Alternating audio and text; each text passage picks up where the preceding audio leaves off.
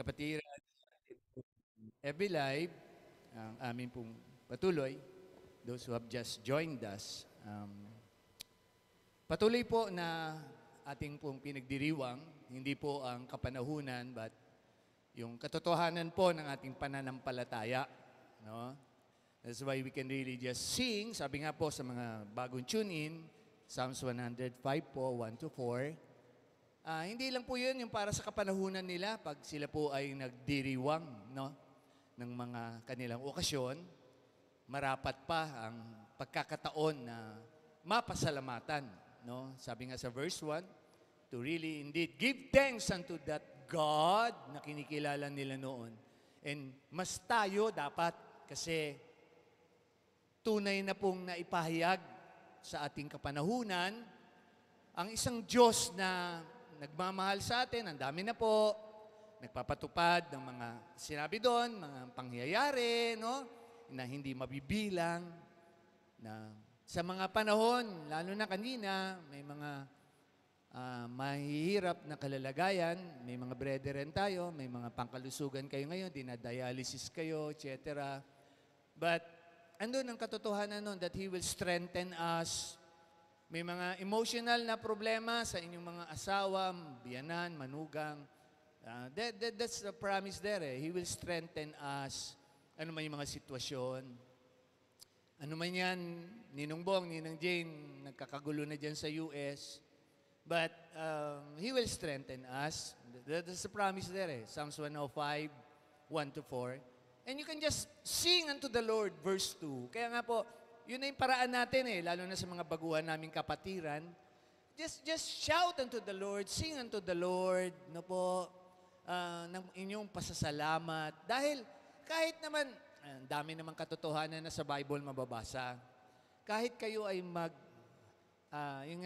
maging anxious, etc. Kaya nga, do not be anxious about anything. In prayer and petition, andun lahat. Wala namang magagawa Sabi nga, hindi nyo naman mabibilang ang ating mga buhok, hindi nyo rin, yung mga ibon na yan, pinapakain ng Panginoon, etc. Wala Wala tayo pong magagawa. And that is why we're declaring their faith. Siya lang po, ang Panginoong Jesucristo lang sa ating kapanahunan ang makakagawa. No? And I, for one, I am a witness there. The Lord, how He has changed my life sa dati ko pong pagkatao. And ugnay-ugnay po yun na aking ipamamanik patuloy sa mga kaalaman. Today, it's our, sabi nga, second Sunday, and kagalakan ni Pastor na may pagpatuloy. At salamat, kalooban nito ni Lord, na ako po ang patuloy makatayo pa sa inyong harapan. Wala pong umaagaw, so meron pang 17, at saka meron pang 24, at saka meron pang 31. Pero bato-bato sa langit, ang tamaan ng mga kaagapay ay maghahanda. Kasi yan yung ating tema di ba? Magpatuloy, palaging handa. Biniro ko Sister Michelle, Ma, timely birthday ni Dia. Kami na lang yun. No? At aminado naman daw siya. Marami siyang pinaghahandaan. Si Aya, kanyang alaga. Pero kagabi na-touch ako kasi nagsimula na siya po. Tapos na, binalot na niya lahat. Pero next Sunday pa namin dadalhin. 2 trash bag yun. Sa mga children natin. And pampasaya ng kanilang kapaskuhan. Kakanta talaga silang Pasko, Pasko. Hindi Diyos ko, Diyos ko. And ang mga ninong-ninang lang yun. Yung kakanta ng Diyos ko, Diyos ko. Kasi but tulad ng posting ko, pwede pa pong magpahabol para maging masaya lalo ang mga... sabi kasi nga, ang Kapaskuhan po ay sa mga bata. No? Masaya na sila sa mga... si Sister Michelle nga, bumibili kami kahapon ng idea. Masaya na sila, basta maigip wrap mo lang yan ng Christmas wrapper, akala nila festive na eh. Festive na ang dating. No? And we hope so, yung pati yung laman ay magiging kasiyahan ng mga bata. Galing po yun sa iba't iba. And syempre, sa 17 po, marapatin, yung mga cash na blessing, may nagpabigay sa children eh. So, sabi din ni Sister Michelle, gawin mong ipaano mo ng mas maliit na denomination para madami. Kasi ang bata, pag madami, masaya. No? Pero pag binuo mong 1,000 yan, hindi masaya yan sa 1,000 buo. Diba? Gusto nila yung marami silang na kahit tag 20 pesos yan. Ayaw mo, magpapapalit ako sa Metrobank ng, meron pa bang tag 10 pesos? Wala na, 20 na lang, 20 na. Coins na yon wag. But anyway, papasahin natin ang mga children next Sunday. So, nagpapasimula si Pastor sa mga pag-aaral. Sinimulan ko last Sunday, di ba, na ang isang katotohanan patungkol sa Kapaskuhan. But, well, siyempre, nakaugnay pa rin tayo lagi sa tema natin na ang Kapaskuhan, yung katotohanan niya, at tayo'y nalinlang ng mga iba-ibang katuruan, lagi na nating ini-echo yan tuwing buwan ng Disyembre, para mas maituwid tayo, mas maitama, no? Ang ating mga kaalaman, ang ating gagamitin na mga pagpapaalaala sa pinapalaki nating mga anak. And alam nyo, this week, timely kasi sabi ko nga, ang galing talaga ni Lord magbigay sa akin ng true-to-life na ilustrasyon. Hindi po para i-acknowledge sa mensahe ko. I just want to really give acknowledgement. Liban sa mga ninong-ninang, hello, birthday po ni Dia. Sponsorship po, papuntang US. Hindi, marami nang nagsusuporta. Meron nang nagpapahiram ng pocket money. Pahiram lang na dollars para may show money, gano'n. Kung God willing, kasi whatever, sabi namin, Lord, kalooban mo. Kasi yung pong una nilang isang artist, na-approve na visa. Wow, praise the Lord. So malaki ngayon ang pressure, lalo kay Dia. Ano na naman siya, na paano kung siya ay hindi, kasi yon may asawa, may anak, so sure na uuwi. Siya, 24 na, single, baka akala lang sa US, mga ganyan daw ang delikado maganda pa, sige na, sa iyo lagi. Pero hindi ko pa na-post yung delikado yung magaganda. No, kasi iniiwan yung magaganda Meron na kayo po-post na ganun di ba sa FB, yung mga magaganda. Ang gaganda nila, iniwan. Hindi ka nakalimutan ko i-post yun last Sunday. Sorry. But anyway,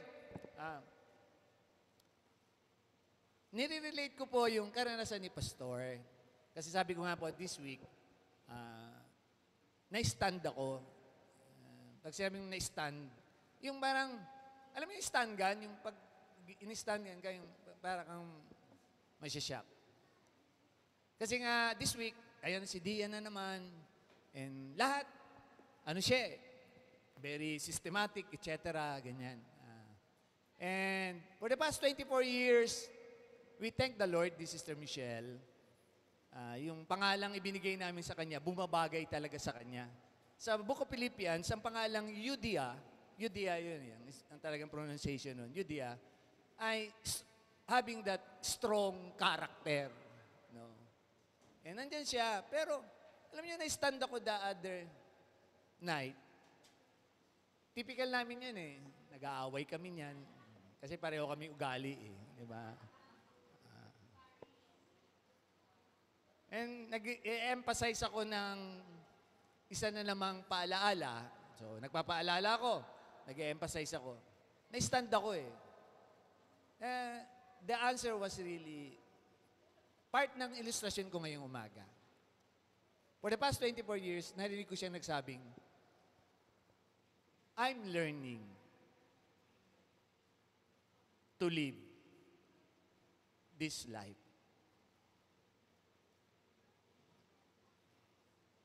Napaisip ako, hindi pa ba sapat yung mga 24 years naming ginagawa kay Dia? Because the pressure was on her and hindi ako na kakaliktang, yan po, nire-relate ko sa inyo sa mga makakapanood sa YouTube. True to life po ang buhay ng pastor na ito. No po? Hindi ako kumokopya-kopya kung saan-saan.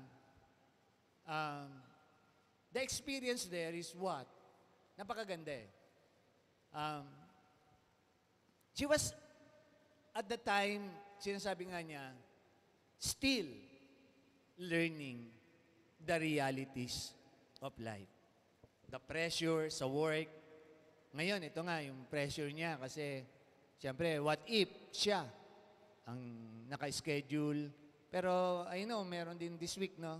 So, titingnan natin kung ano yung mga susunod na yon ng mga artists.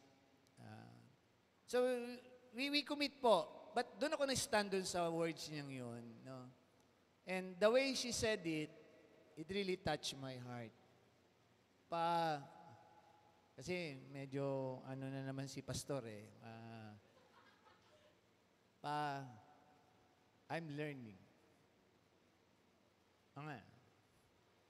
Baka, but here, Dia,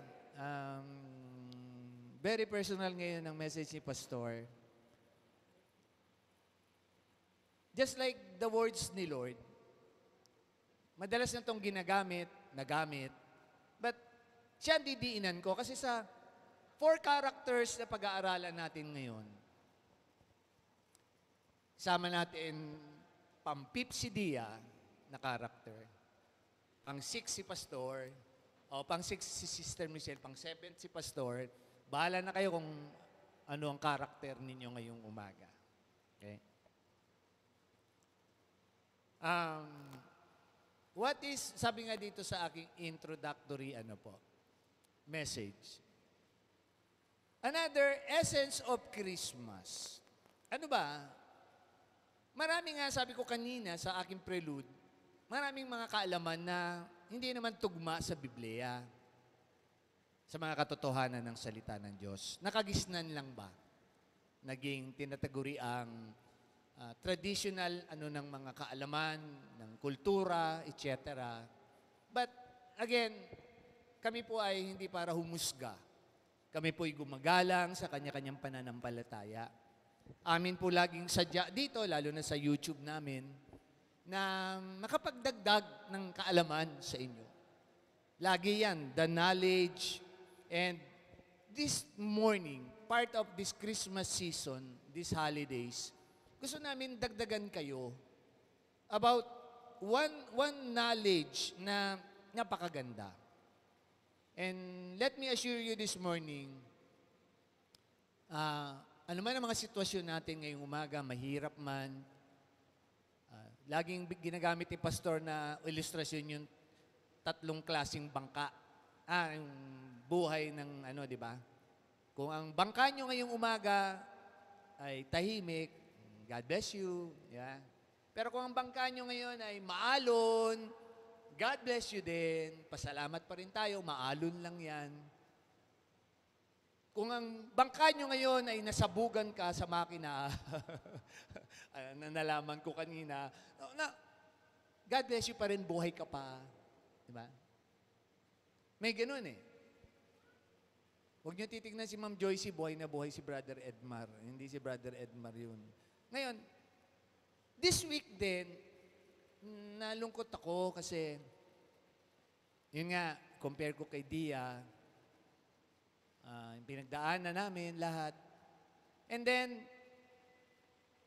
biglang may supposed to be, binati ako na birthday niya noong itong November 21. Isang malapit ito, at sabi ko nga, ako ay nabawasan ng isang, masasabi ko talagang kumpare, ninong, na hindi ko na lang po ipinost kasi nag-selfie kami, personal ko na lang. Dinalaw ko po this week, nakaburol sa Kabuyaw. Mas bata siya sa akin. Pero nung nagkukwentuhan kami ni Mare, pinakita sa akin yung CCTV nila sa harap. Kasi typical, nung 21, birthday niya, ma-PR, hindi naman ako para pumunta sa ganun. And sabihin na, uwian na nung gabi, typical din, kitang-kita sa CCTV, yung mga nagbababayan na doon sa harap ng kalye, di ba? Although 16 years ago, yun naman ang sabi ni Mare, nagpapasalamat na siya, napahinga na si Pari daw dahil isa daw issue doon, nung na-stroke din yun, nagkaroon ng parang kay Pastor Rico na blood clot, nawala na siya ng pang-amoy. Yun pala effect nun eh, pag meron kang ano. So, isang sense, nawawala. Pero for the past 16 years, yun pa rin ang way of life niya, and I was trying really to share. Pag ako kaharap niya, ang identity niya, malinis siya. Yan. Nasa government siya, malinis siya. No? Pero pag may mga nadudulas akong kausap doon sa lugar niya, makikita mo talaga yung paraan ng mga korupsyon. But anyway, I don't want to define yung mga ano. But ito po yung endpoint. Dahil may kasiyahan, nag-inuman, at baka talagang, although alam naman natin pag takda na di ba? Pag ganun-ganun na siya, nung lumalabas siya dun sa pintuan nila, di ba? Pag ganun-ganun na, andun yung mga nagbababayan, ng mga kumpare sa harapan. And then, eto na. Kita sa CCTV, nakakalungkot nga eh. Dumaplag siya ganyan, natisod siya, dumaplag siya doon sa hood ng sasakyan nila. Pagtama niya, bumounce siya, nabagok.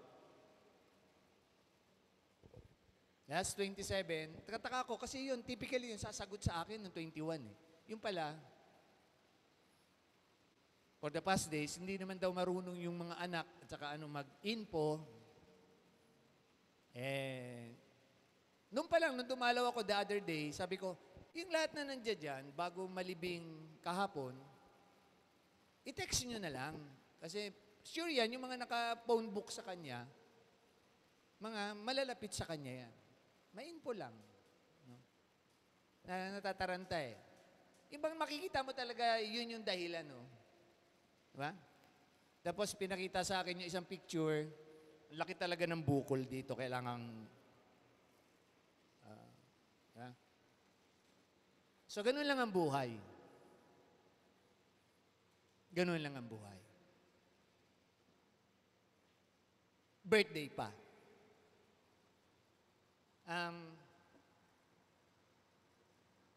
The other day, may masaya namang balita. So, mabait pa rin si Lord eh. Birin nyo, 62 years old na matanda na, pumasa sa board, sa bar. Ayan, ganun. Sir, tingnan mo iba-ibang karakter, no? 62 years old na matanda, pumasa sa bar. Malungkot naman, isang kriminal, pumasa din sa bar. Di ba? Meron, nakakulong pa siya ngayon, eh, pero nakapasa sa bar. Di ba? Di ba, nasa lahat yun, update ng mga news. Kikita niyo iba-ibang events, di ba? At sa word, ways, Tagalog, paraan. Kaparaanan, paraan. Iba-iba eh. But, let me remind you this morning, the knowledge of God's ways. Yan. Yung kaparaanan ng Diyos sa kanyang mga hinirang ay ang akin pong nais iugnay sa kapanahunan ng Kapaskuhan. May 4 pong katauhan na iugnay ko na sila ang mga sumulat ng tinuguriang Synoptic Gospels. Yan. Kasi dito po sa 4 na aklat na ito, very defined na may pinanganak na anak ng Diyos, may pinanganak na tagapagligtas ng sangkatauhan, may pinanganak, no, na masasabi natin, magpapatupad ng mga pangyayari pa sa huling panahon. Step by step po, as we will be sharing to you mga highlights, iba-ibang characters ito sa Bible, as part of our team, anniversary team, how to really prepare ourselves for the coming of our Lord and Savior, Jesus Christ. No? Kasi kung ang alam nyo lang, sabi ko nga sa inyo, kung grade 1 lang natapos nyo, no read, no write kayo, well, sabi nga, it's okay. Kung yun lang din ang muna nababasa nyo sa Bible, yung chapter 1 na yun, o isang verse lang, it's okay, at least nag-a-add up kayo. Pero kung mai-encourage namin kayong magdagdag pa po, dahil today, yung Psalms 105, those are God's ways. Ano po? That's knowledge of God's ways na pinatutupad niya sa sangkatauhan. And lagi ko na yung ginagamit sa mga nag-aral kasi yun yung terminology namin, yung media of revelation na yun.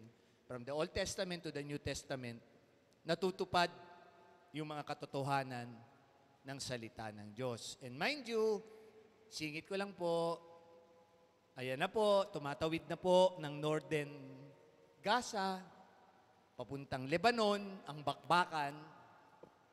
At Ezekiel 38, magbasa-basa na po tayo, hanggang 40. Pag sumabog na po yung palasyo na yun, ay tuloy-tuloy na tayo. At sabi nga po, just in case, see you in heaven. It has long been po ang preparation na yun ng Diyos. Bakit? Pasinin ninyo, balik lang ako ulit, lagi sa timeline. From Adam and Eve na magkasala ang sangkatauhan, sa talino ng Diyos, God is omniscient. At God is omnipotent, ipapatupad niya yung dapat. And God is, sabi nga, omnipresent, andun siya sa mga katotohanan na yun. Pinatupad niya ang pagliligtas sa lahi ng sangkatauhan. Di ba? Una niyang pinatupad ang symbolic na pagkakatay ng isang hayop. Okay?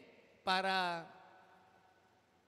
symbolically, yung sa ginawa ng ating mga ninuno na sina Eva at Adan. Pero after, sabi nga, 2,000 years,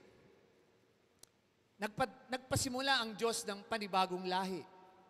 So, ito po yung talagang sabi ng Bible, ng mga Jewish scholars, mga Bible scholars, 2,000 years very relevant sa Hudyo So, from Adam to Abraham, that's 2,000 years. Abraham, Israel, Jacob, dito. From Jacob, Israel, nagbago ng lahi ang Panginoon. No? And after Israel, another 2,000 years, so 4,000 years na yan.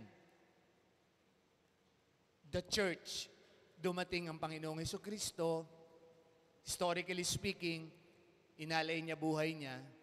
Yan yung media of revelation. And then, from 2,000 years ago, anong year na ngayon? 2023 na, di po ba? Nandun pa rin naman tayo, pasok tayo dun sa 6,000 years na yun.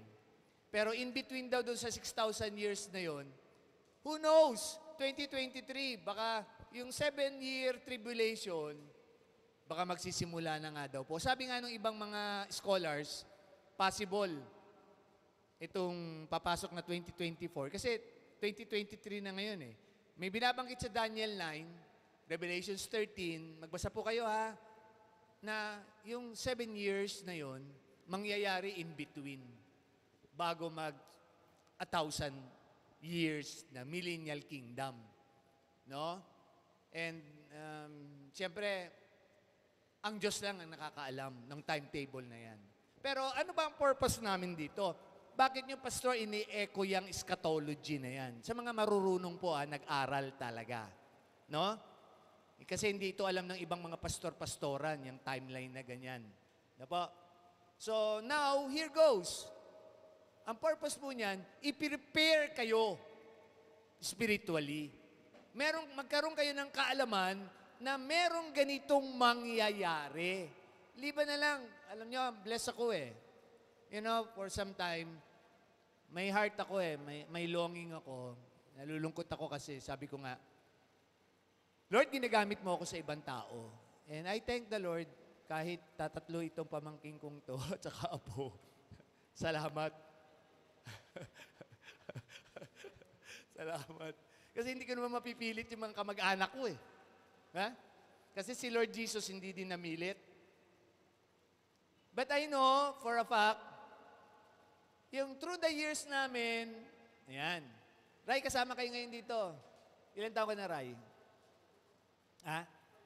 40. O, biruin mo. Ang liit-liit mong inaasar ka pa ni Tita Michelle mo noon, di ba? Yung pala, from 40, from nung year mong yon hanggang ngayon 40 years old, kasama mo kami, piniprepare pala kayo, Haidje, ni Lord. Saan kayo piniprepare, Ashley? Una, dun sa knowledge na yon of His ways, malaman nyo na merong, yan, essence ng Christmas ngayon, may Diyos na pinanganak upang magligtas ng sangkatauhan. Magpabago ng mga buhay na hindi dapat yun ang tinatahak. Diba? Nakakalungkot yun, magpapasko ngayon. Inilibing kahapon. Kakalungkot, birthday niya, nangyari yung trahedya. Ganun lang ang buhay. Diba? Medyo, ginagamit ko pong ilustrasyon yun dahil pinapakita ko yung halaga ng buhay natin. Na hindi yun ang gusto ng Diyos mangyari sa atin. And John 3:16, very clear po, sorry po, napapahamak po ang sangkatauhan dahil ayaw po nilang kumilala, manalig sa Panginoong Hesukristo. Dahil kung yan po ay talaga pong totoong nangyari sa buhay ng isang individual, mababago po ang kanyang paraan. No? Yung mga kaparaanan na yun, mababago. And tingnan lang natin yung mga pangyayari sa buhay ng apat na katauhan na ito. Kasi I would deal doon sa apat eh. Sabi ko, oo nga Lord, no? For so many years na nagpapastor ako, nangangaral ako, more so ako eh, Paulinian ako eh, alam niyo yun. Pero may leading lang si pastor kasi, nakatema pa rin ako Kapaskuhan. Tapos, tignan natin, paano itong mga apat na katauhan na ito, pinirepair ni Lord. No?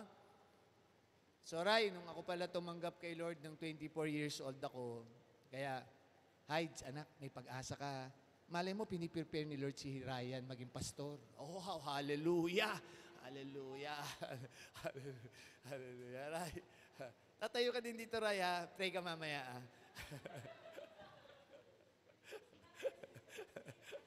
Hindi, mamayang gabi ka na lang sa kay Dia. Sa dinner. But anyway, hindi na babalik. Hindi na babalik. Joke lang, Ray. Ito si Tito mo, no? Kita mo naman buhay ko dati, Ray, di ba? So, ito na. Una, kasi synoptic lang po ako, pero didiinan ko isang katotohanan mamaya. Tignan niyo po ang nangyari sa buhay ni Mateo o si Levi, the tax collector, nang makaharap niya. Ganda nung song kanina, di ba? We will soon face the Lord. And ano ang events ng buhay ni Mateo? Pakibasa na lang po ang Book of Matthew, di ba? Nandun din siya sa Book of Luke, Levi siya doon. Pero sa Book of Matthew, as in Matthew siya talaga. Until the time, pinaltan ni Lord ang pangalan niya. Kasi nga, again, symbolic nun nung time na yun. Parang si Peter, dati Simon, di ba? Then, pinapaltan si Paul, dating Saul, pinaltan. Okay. And, although tayo, literally, no need na for that, di ba? Ayoko naman kasi hindi ko na pwedeng palitan yung Edgardo eh. Talaga, Edgardo yun eh. Baka ano kayang pwedeng ipalit doon kung Gary? Ayoko. Hindi bagay, hindi bagay. Hindi bagay. Hindi bagay. Dapat yung bagay pa rin, di ba? Alalahanin ko nila si tita nila, Badyo. Ang tawag sa akin ng gado. Ayun, gado na lang. Mas okay yung gado, no? Pastor gado. Ayan. Pangit. Yung tawag sa akin nila eh, gado. Si gado. Para ako igado eh, no? Pero hindi. But anyway, Matthew, from Levi, tinawag na Matthew. Ha? From tax collector, naging isang, grabe, disipulo ng Panginoon. Yan.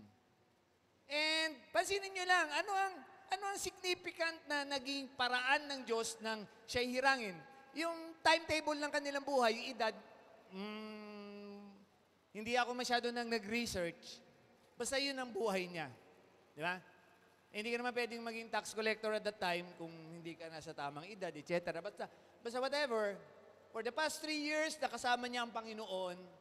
And alam niyo, sa sinulat niyang aklat, yan, isa si Matthew na nakaalam, yan, ng paraan ng Diyos para iligtas ang sangkatauhan. Pero sa kanya, high level. Kasi siya, influenced by the Roman Empire, ang nireveal sa kanya ng Diyos na kaalaman, no? Ng isang magliligtas, si Jesus sa Matthew chapter 2 ay what? Is the King of Israel. Ha? Kasi sabi ng mga Magi, hindi na ako babalik doon sa 3 Magi eh. Naikwento ko na yun eh. Na-share ko na yun eh. Ha? Sabi po doon, where is this King born? Di ba? Nang tanungin ng mga Magi si Haring Herodes. Biruin nyo, si Matthew ang may kaalaman nun. Ha? Si Matthew din ang may kaalaman nang dumalaw yung mga Magi na yon, 2 years old na si Lord Jesus Christ. Nasa bahay na, wala na sa sabsaban. The essence of Christmas. Ano pinuportray nun? Very clear, ang Book of Matthew, nagdi-declare sa isang dating mataas na opisyalis ba? Hindi eh. Ang maging tax collector ka doon, ikaw ay kasuklam-suklam, para kang BIR collector, di ba? Pinagdududahan ka na korap. Ha? Mga mayayaman yan eh, mga BIR collector natin, parang ganyan yan. No? Mga sinful, ano ang tingin sa kanila ng mga kapwa nila Hudyo. Pero nang makaharap, nang tawagin ng Panginoon, Mateo, sunod ka sa akin. Sunod naman si Mateo, di ba? Ano na nangyari sa buhay niya? Yun po, yung paraan ng Diyos sa kanya na ipatupad. And here in the book, the Bible, in the book of Matthew, siya lang po ang may ganitong knowledge of God's ways para iligtas ang sangkatauhan. Do you get me at that point po muna? Kasi may susunod pa akong karakter, minamaximize ko lang. Book of Luke. Si Lucas is not a disciple. Ano siya, mga disciple na siya sa Matthew pala muna, Mark, Luke, John. Okay? Alon ba lang, napadali ako sa kay Luke. Kay Mark muna tayo.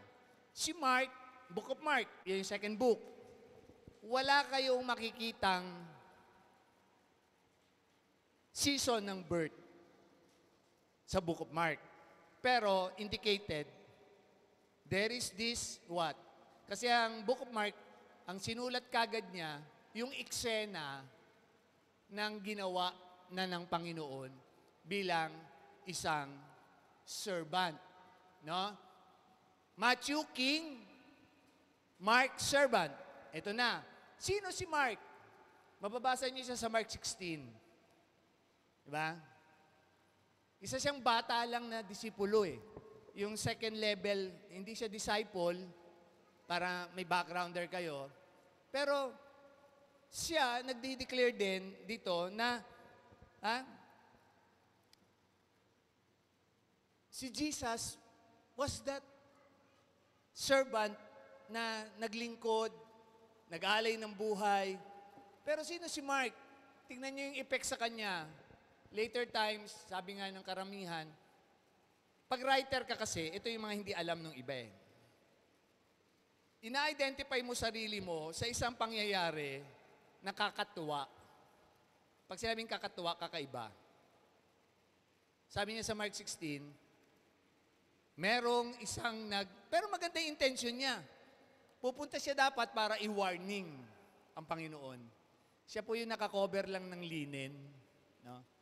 Tapos, inatak yung linen niya, takbo siya. Diba? Si Mark, sa Mark 16. No, mababasa niyo siya dyan. And, hindi siya alagad na nakasama ng Panginoon for the past 3 years.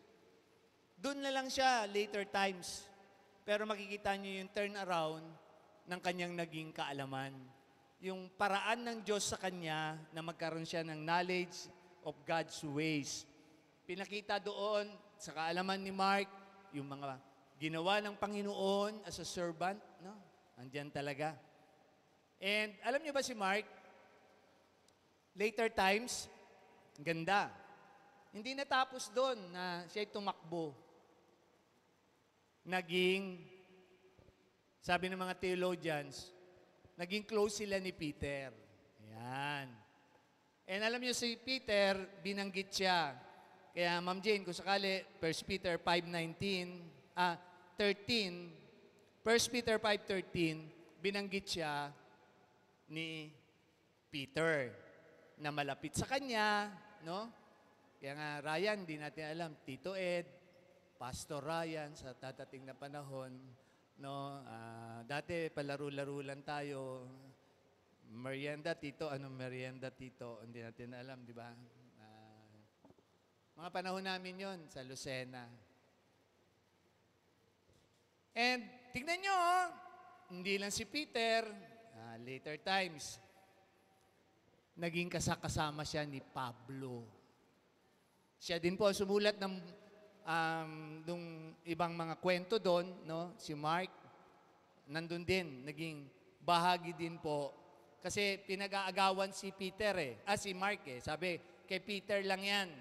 Hindi po, later times, si Mark po was also partly naging bahagi nung later times kasi yung kay Peter na yon.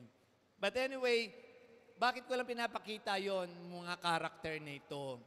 Hindi sila masyado kasing identified Pero doon sa idea ni Pastor ngayon, meron lang papakita doon sa mga naging pagbabago, yung naging paraan ng Diyos gamitin sila para maisulat itong 4. Marami pa kaming ituturo sa inyo ha. Ito lang munang 4 na Gospels kasi dito po yung nababanggit talaga yung pagdating, kapanganakan ng ating tagapagligtas. Para talaga yung essence of Christmas, makikita ninyo ang ating mga sarili. Kayo ba, so far today, tayo mga leaders, are we part of that disciple ni Lord talaga na binago niya at nagpapatuloy tulad ni Matthew? Tayo ba ay isang katulad ni Mark na isama-sama lang, no? At minsan napatakbo dahil siyempre hinuhuli, napatakbo, pero makikita natin later times kasama ni Pedro, no? Wala naman perfect na Christian And then, pangatlo nga po, si Luke. Si Luke as man naman. Pinuportray niya sa Book of Luke, si Jesus as the Son of Man. That's messianic title. No? Na ang presentation doon talaga ni Luke, from Matthew, God was born and supposed to be as King of Israel. Pero sa Luke, tingnan nyo, pansinin ninyo yung genealogy, no? Ang dami. 14 generations pareho yan, Matthew at saka Luke. 14 generations. And makikita ninyo, yung preparation ni Lord, no? Ang haba ng lineage na yun, ano? Tingnan nyo sa Book of Matthew, yung lineage niya as king. Sa Book of Luke, as what? man. From Adam. Talagang man. Okay? So, pasok doon sa idea, pinapakita ko lang yung comparison para ma-appreciate naman ninyo, mga kapatid. Alam nyo, again, I'm trying to add up info sa inyo, spiritual. Kasi it's not always lang, ganito ang mensahe, ganito ang mensahe. You know, you really have to learn more para ma-appreciate natin yung mga katotohanan ng salita ng Diyos. Now, what changed the life of Luke? Si Luke, doktor. Matalino, mataas ang pinag-aralan compared dun kay Mark. Ha? Pero nabago din ang buhay niya. Dahil siyempre kay Apostle Pablo. Andyan siya as Colossians 4:14. Later part na si Lucas. Later part na. Pero, bilhin nyo, binigyan siya ni Lord ng ng privilege. Diya, parang tayo nung nakaupo sa lamesa. Bilhin mo, para maisama ka sa synoptic gospel. Tingnan mo yung mga karakter na yan. Ha? Isang collector, isang batang baguhan, tumakbo, isang doktor, na pinuportray niya, talagang doktor kasi ano yun sa fine arts niya, yung anatomy of the body, alam niya no? Na talaga si Jesus ay nagsakatawang tao. Symbolic ng kanyang pagiging messianic. And bababasa niyo lahat na si Luke, at that time, ang majority ng kanyang mga sinulat, yung physical healing ng mga nangailangan ng panahon na yun. Si Mark, yung pagtagpo ng Diyos sa pangangailangan naman ng iba. Sa kanya physical. Magbasa po kayo tingnan niyo yung tema. Kasi pag hindi niyo yan papansin, sayang. Sayang. Nagbabasa po tayo Bible. Parang walang mag-amen. Parang kanina sinasabi ni Sister Joyce, sing hallelujah! Hallelujah! Pero wala yata. Parang, pero pag pinakanta ko kayo ngayon, kanta tayo sabay-sabay. Diyos ko, Diyos ko. Gusto nyo ngayon niya kasi puro problema Meron nga nagsasabi, pero welcome kayo sa bahay namin pag magtatago kayo sa mga inaanak ninyo. Kawawa naman po mga inaanak ninyo. Katagpuin niyo po, nung kayo po yung mag-child dedication, Ninang, nung kayo po yung mag-child dedication, nangako po kayo na tatayo kayong pangalawang magulang. Huwag niyong taguan ng inyong mga inaanak. Diba? Sabihan niyo lang, anak, pasensya na muna ngayon. Ito lang kaya ni Ninong. Dala mo ba ang birth certificate mo? Dala mo ba yung baptismal certificate mo? Ang daming requirements, di ba? May COVID vaccine ka ba bago ka makapasok dito? Yung gano'n, yung pinapakita ngayon sa Facebook. Nagtataguan. No? And look, there as a doctor. Galing. Kasama ni Pablo. No? Na ilagay dun sa 4. Pang-4 po, walang iba, kundi si John the Beloved. Kaisa-isang alagad ng Diyos na naiwan sa krus ng Kalbaryo, sa ilalim ng krus ng Kalbaryo. Ano po? Nagtakbuhan ang lahat. Pero si Juan, naiwan sa paanan ng krus ng Panginoong Hesukristo. Pinagbilinan ng nanay in the flesh ng Panginoon na si Mary, di ba? Dami makikita tayo. Si Juan ang umiksena, ginamit ang koneksyon, papasukin niyo si Pedro. Parang ganun, di ba, pag tayo Mabuti hindi kayo nahuli kagabi, JC at saka Asi ko. Hindi, tatawagan na naman ako. At, di ba? Totoo po yun. Koneksyon. Kailangan yan koneksyon. Galing ni Juan. Siya lang din po ang nagsabi na napakaganda na ang Diyos na ito, babalik sa Kapaskuhan, pinanganak. Siyempre sa Luke, hindi ko na dinefine masyado yung Luke 2. Alam nyo na yun, i-share ko na yung last Sunday. Yung mga pastol, di ba? Si Luke lang ang pinakita ko, alam niya yung detalye na yun.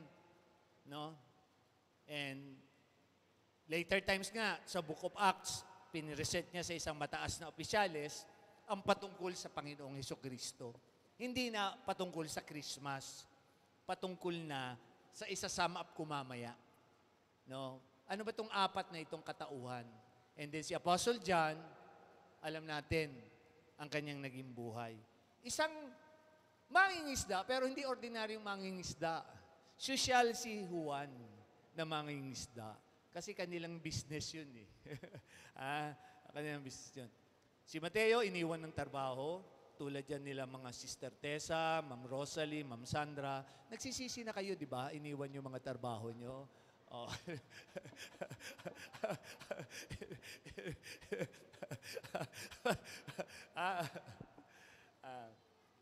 Si Marcos, iniwan si Lord. Iniwan, no? Ibang klase, no? Si Lucas, wala kang makikita kay Lucas na sabihin natin, nang iwan, talagang kasama niya, sinamahan niya talaga si Pablo. And marami tayong ganyan dito, mga Lucas. Although kagabi naiwan si Mayor, pero ganun talaga. Pero si Apostle John, pansinin ninyo, never iniwan ng Panginoon. Diba? And siya yung nagsulat about galing ng privilege si Apostle John. The birth, di ba? John 1:1. In the beginning was the Word, and the Word was with God, and the Word was God. And verse 14, and the Word became flesh. Nagsakatawang tao. And, hindi siya natapos doon. Meron siyang ginamit na 3 books. Book John 1, John 2, John 3, patungkol sa buhay Kristiyano. And then, siya din ang binigyan ng privilege, liban kay Pablo, at saka pa si Pablo sa Kapaskuhan, gagamitin ko later times kung walang aagaw sa akin sa 17 at saka sa 24. Book of Revelation. Grabe, no? Ang naging kaalaman ni Apostle John. Kinuha siya ni Lord sa Patmos, di ba? Sa presence niya. Nireveal sa kanya ang mga mangyayari sa huling panahon. And nire-reveal ng Book of John sa atin, sa ating panahon, ang mga mangyayari at nangyayari na, ano po, historically speaking, Israel, from Zechariah, ibinalik ni Lord sa Palestine, 1948, then later times, naging state, 1960, after the tinatagurian ng mga turnover ng British colony. So, nangyayari lahat. Tapos nag-war, 70 years ago, nalin lang sila dun sa bakbakan, pero silang nanalo.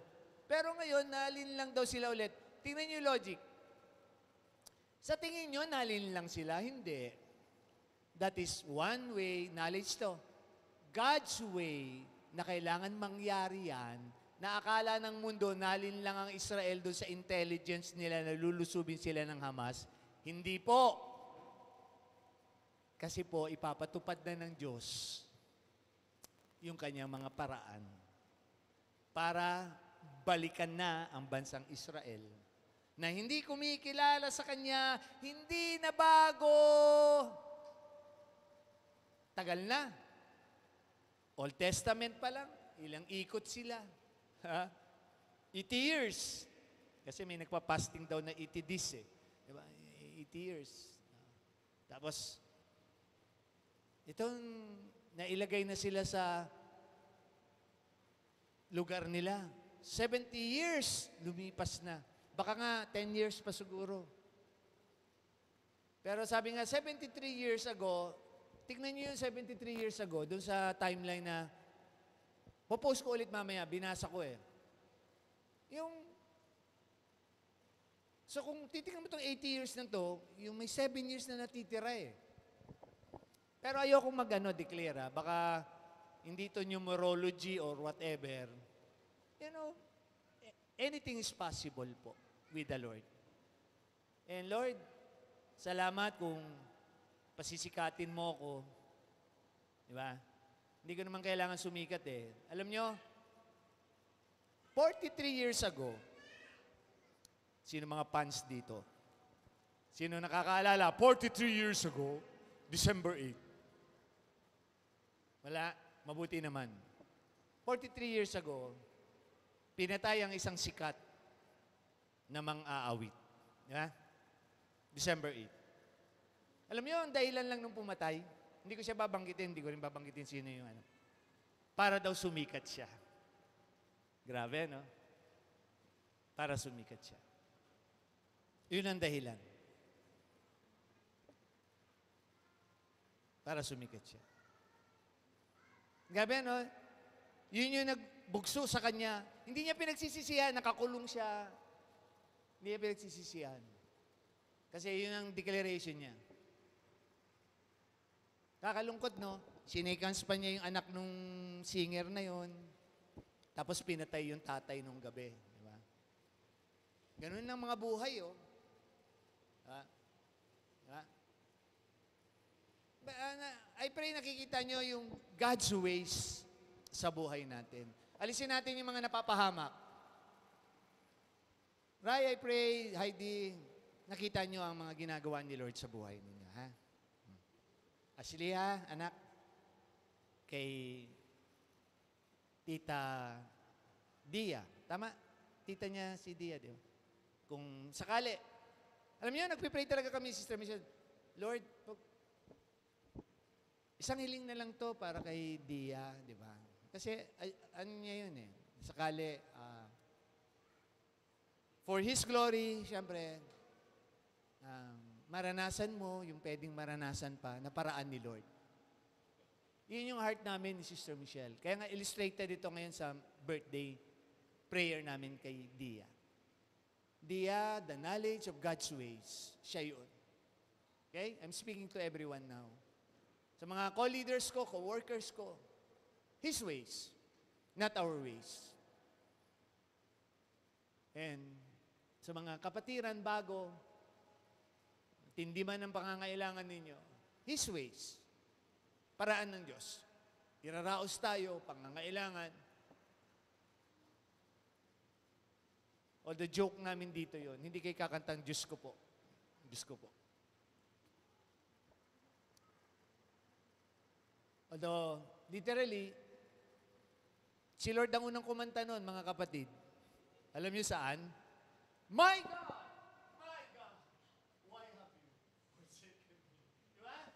Nilagay niyo lang ng jingle yun ngayon. Diyos ko, Pasko na naman muli. Diba?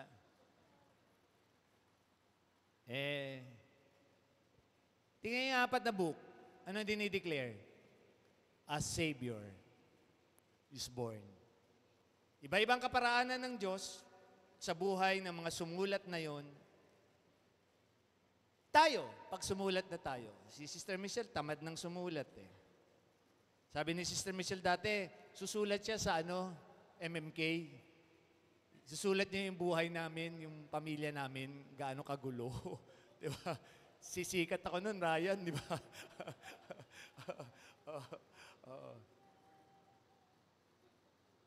Susulat daw niya ako eh. Wala na eh. Baka ayaw ni Lord, hindi nasulat, anak. Alam niyo yung pumatay doon sa sikat na aktor, meron siyang librong yung siya yun, inaangkin niya siya yun. Kaya siya sisikat kasi papatayin niya yung singer na yun. Ha? Sabi yung mga pananaw ng tao.